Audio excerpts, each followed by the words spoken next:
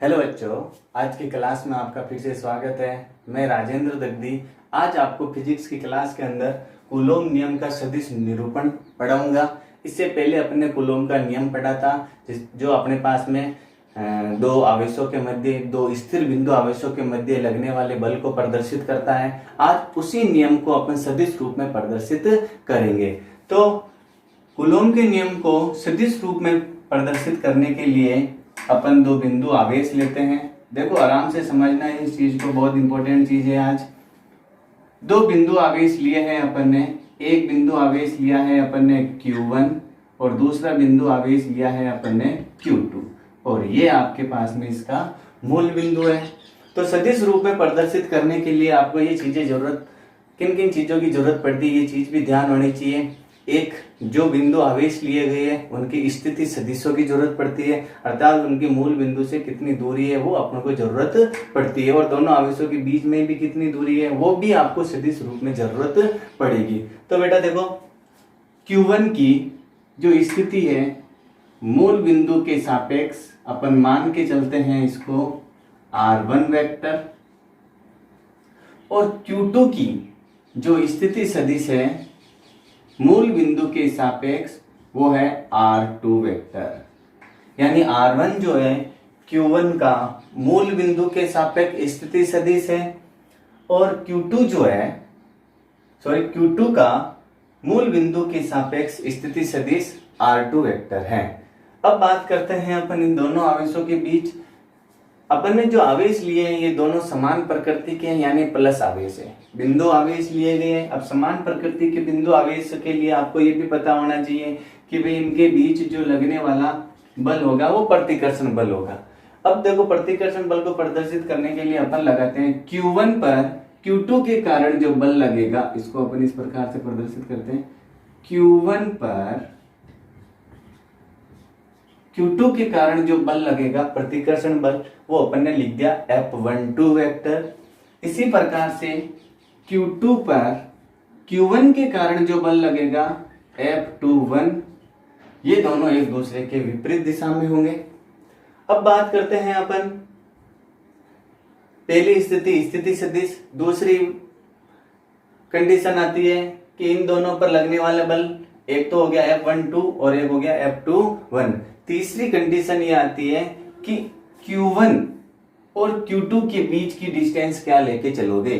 तो इसके लिए पहले तो मूल बिंदु के सापेक्ष लिया। अब देखो, Q1 का Q2 के सापेक्ष जो स्थिति सदिश होगा वो होगा R12 वेक्टर। देखो, डायरेक्शन ऊपर की ओर।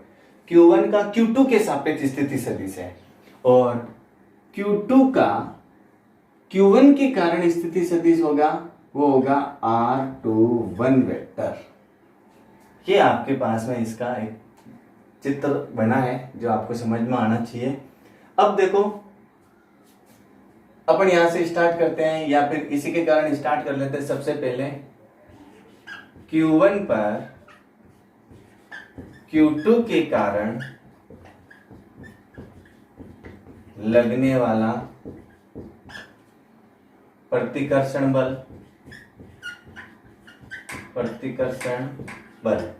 Q1 पर Q2 के कारण कौन सा लग रहा है, देखो F12 बराबर, और ये किससे, कूलोम के नियम से अपन प्राप्त करते हैं 1/4πε0 Q1 Q2 बट्टा स्थिति सदिश। देखो, इसका Q1 पर Q2 के कारण कौन सा है, R12 वेक्टर का मापांक का होल स्क्वायर, परिमाण के रूप में लेके चलेंगे। और दिशा के रूप में प्रदर्शित करने के लिए सदिश रूप में दिशा की जरूरत पड़ती है, तो इसका एक दिशा प्रदर्शित करने के लिए अपन एक एकांक सदिश लेके चलते हैं R12। ये आपके पास में आ गई इक्वेशन नंबर 1। इस इक्वेशन को अपन आगे सरल करते हैं तो देखो, ये आपके एकांक सदिश हैं। तो एकांक सदिश R12 के आप किसके बराबर ले सकते हो, R12 vector upon R12 vector का मापांक। ये अपन 11th क्लास में पढ़ के आए हैं कि कोई भी आपके पास में एकांक सदिश है, इसको अपन A vector upon A vector के मापांक के रूप में इसको प्रदर्शित करते हैं। तो ये आपके पास में हो गया r12 तो इसकी जगह अपन ये लिख सकते हैं, तो f12 vector is equal to 1/4πε0 q1 q2 बटा r12 का होल स्क्वायर। r इसकी जगह देखो अपन ये लिख देते हैं r12 vector upon r12 vector का मापांक। तो देखो ये होल क्यूब हो जाएगा, f12 vector is equal to 1/4πε0 q1 q2 upon r12 vector का होल क्यूब, मापांक का होल क्यूब r12 वेक्टर। ये आपके पास में आगे एक स्थिति, सेकंड स्थिति है आपके पास में Q2 पर Q1 के कारण लगने वाला बल, इसको दे देते हैं इक्वेशन नंबर 2। Q2 पर Q1 के कारण लगने वाला बल, जिसको कहेंगे अपन प्रतिकर्षण बल। तो ये हो जाएगा F21 वेक्टर इक्वल टू इसी प्रकार से लिख देते हैं ताकि शॉर्ट पड़ेगा। यह आपके पास में F21 vector is equal to 1/4πε0 Q1 Q2 बटा यहाँ पर हो जाएगा R21 वेक्टर का क्यूब और यहाँ पर हो जाएगा R21 वेक्टर, इक्वेशन नंबर 3। ये चीज आपके समझ में आनी चाहिए। देखो यहाँ पर R12 और यहाँ R21 है, क्यों? क्योंकि Q2 के लिए जो आपके पास में Q1 के सापेक्ष स्थिति सदिश आया है वो R21 है। ये आपके पास में ये चीज समझ में आनी चाहिए। अब देखो R12 वेक्टर और R21 वेक्टर जो होते हैं वो एक दूसरे के विपरीत डायरेक्शन में है। देखो ये चीज अपन पहले लिखी, तो यहाँ R12 वेक्टर जो है माइनस R21 वेक्टर के हैं, या फिर परिमाण के तौर पर ये दोनों एक दूसरे के बराबर होते हैं, तो मोड में अपन ने इसको बराबर में लिख दिया। तो इक्वेशन 3 से देखना आप, समीकरण 3 से F21 vector is equal to आपके पास में आया 1/4πε0 Q1 Q2 अपॉन, देखो R21 किसके बराबर है? R12 के बराबर है, R12 वेक्टर के बराबर हो गया, तो इसकी जगह ये लिख दिया अपन ने। और R21 वेक्टर जो है, R21 वेक्टर किसके बराबर है? अब माइनस को अपन इधर भी लगा सकते हैं, तो ये होगा माइनस R12 वेक्टर के। ये चीज आ गई आपके पास में, क्योंकि ये दोनों एक दूसरे के विपरीत है, तो आप R21 की जगह क्या लिख सकते हो? माइनस R12, अर्थात F21 वेक्टर, देखो माइनस इधर आ जाएगा, तो माइनस 1/4πε0 Q1 Q2 बटा R12 का होल क्यूब R12 वेक्टर। देखो ये इक्वेशन पूरी आपके पास में यहां प्राप्त होगी। तो समीकरण 2 से आप लिख सकते हो F21 वेक्टर, और इस पूरे की जगह क्या लिख सकते हो आप? F12, तो माइनस F12 के बराबर होगी, या फिर F12 वेक्टर किसके बराबर होगा? माइनस F21 वेक्टर के बराबर होता है। तो ये आपका सदिश निरूपण होता है। कूलोम नियम का सदिश निरूपण इस प्रकार से होता है। तो देखो ये जो बल प्राप्त हुए एक दूसरे के बराबर और विपरीत प्रकार के हैं, तो इससे ये प्राप्त पता चलता है कि न्यूटन के गति के तृतीय नियम का भी ये पालन करता है, जिसको कह सकते हैं अपन क्रिया प्रतिक्रिया का नियम है।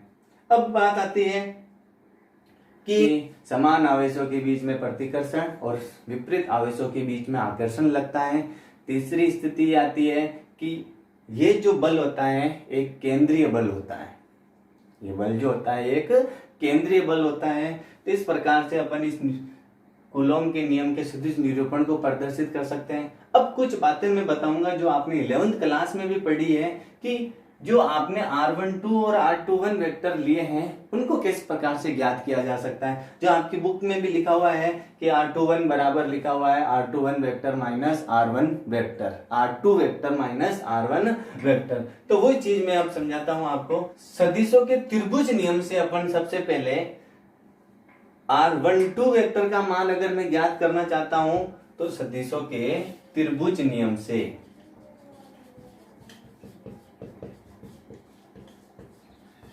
तो देखो सेम डायरेक्शन वाली जो भुजाएं होती हैं त्रिभुज नियम में वो जुड़ती है और विपरीत डायरेक्शन वाली वो इक्वल में रहती है या फिर घटती है एक तरह से। तो देखो आप इधर चलें R2 वेक्टर प्लस इधर चलें अपन R12 वेक्टर, R12 वेक्टर और विपरीत डायरेक्शन में आपको मिली है R1 वेक्टर। देखो वापस समझना, ये गई ऊपर की तरफ, तो ये दोनों आपके पास में सेम डायरेक्शन आ गई, तो सेम डायरेक्शन वाली तो जुड़ गई और ये आपके पास में अलग डायरेक्शन आ गई, ये इक्वल में आ गई। तो आपको अगर R12 वेक्टर निकालना है तो R12 वेक्टर हो जाएगा R1 vector minus R2 vector. ये आपको बुक में भी दिया गया है। अब R21 निकालते हैं इसी प्रकार से। तो देखो अब यूं चलेंगे R1 वेक्टर और R12 वेक्टर, R12 वेक्टर की जगह अब लेके चलेंगे अपन R21 वेक्टर लेंगे, क्योंकि इस डायरेक्शन में कौन सा है आपके पास में R21 है। तो देखो R1 vector plus R21 vector is equal to हो जाएगा R2 वेक्टर। अब ये आ गए ये आए तो ये दोनों तो ऐड हो जाएगी और ये इक्वल में चलेगी। R21 वेक्टर किसके बराबर हो जाएगा, ये प्लस का उधर जाएगा माइनस का हो जाएगा, R2 vector minus R1 vector के बराबर हो जाएगा। तो ये आपके पास में हो गया R12 और R21 के मान। अब अगले टॉपिक की बात करते हैं अपन। अगला टॉपिक आता है बहुल आवेशों के मध्य बल तथा अध्यारोपण का सिद्धांत। क्या होता है अध्यारोपण का सिद्धांत? देखो इस सिद्धांत के अनुसार किसी स्थिर बिंदु आवेश पर अन्य स्थिर बिंदु आवेशों के कारण लगने वाला बल, परिणामी बल, देखो समझो बहुत सारे स्थिर बिंदु आवेश हैं, किसी एक स्थिर बिंदु आवेश पर लगने वाला परिणामी बल जो होगा वो अन्य स्थिर बिंदु आवेशों के कारण लगने वाले बल के सदिश योग के बराबर होता है। तो वही चीज अपन ने लिखा कि किसी स्थिर बिंदु आवेश पर अन्य स्थिर बिंदु आवेशों के कारण लगने वाला परिणामी बल प्रत्येक बिंदु आवेश के कारण लगने वाले अलग अलग बलों के सदिश योग के बराबर होता है। जैसे मान लेते हैं अपन एक आवेश लिए, पहले अब पूरी थ्योरी कैसे लिखेंगे देखो इसकी, कि माना बहुत सारे स्थिर बिंदु आवेश Q0, Q1, Q2, Q3 dot dot dot Q0 है। इनके स्थिति सदिश कर्म से R1 vector, R2 vector, R3 vector, Rn vector जो किसके सापेक्ष है, मूल बिंदु के सापेक्ष है। अब बात करते हैं अपन इन पर लगने वाला बल। देखो Q0 पर जो परिणामी बल लिया गया है वो F0 लिया गया है और इसके अतिरिक्त जो बल लगेंगे जैसे Q1 के कारण Q0 पर लगेगा F01, Q2 के कारण जो Q0 पर लगेगा वो F02, इसी प्रकार से Q1 के कारण जो लगेगा वो होगा F0n।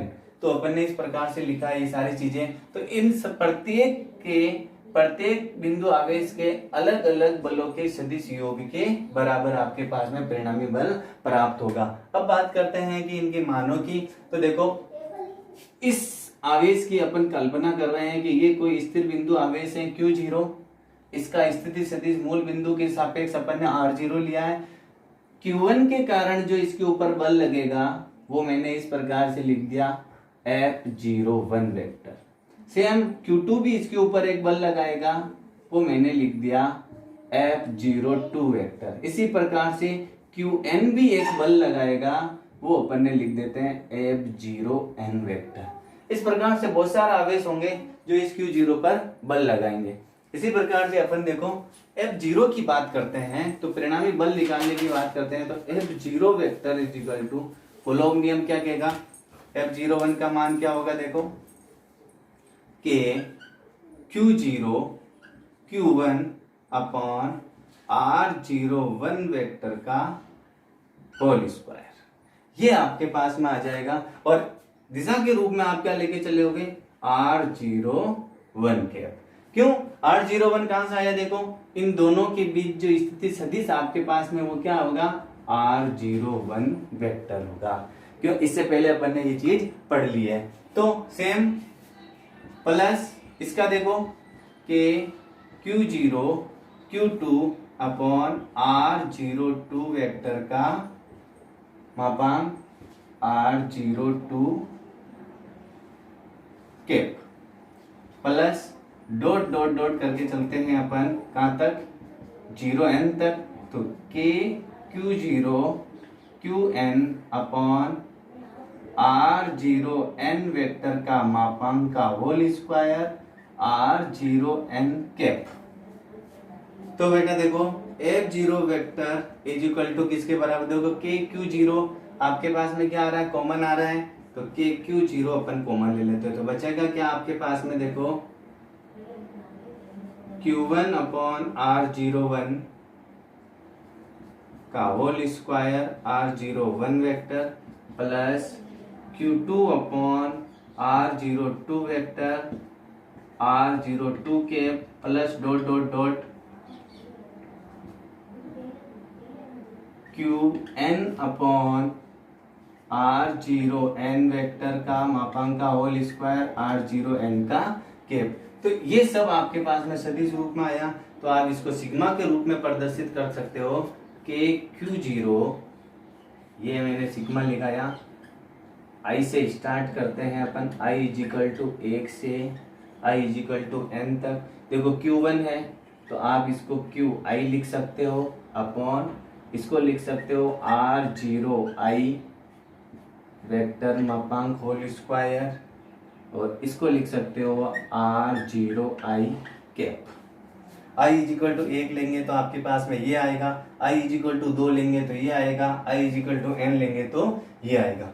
ये होता है अध्यारोपण का सिद्धांत। तो आई होप आज की क्लास अपन ये आपको समझ में आई होगी। धन्यवाद।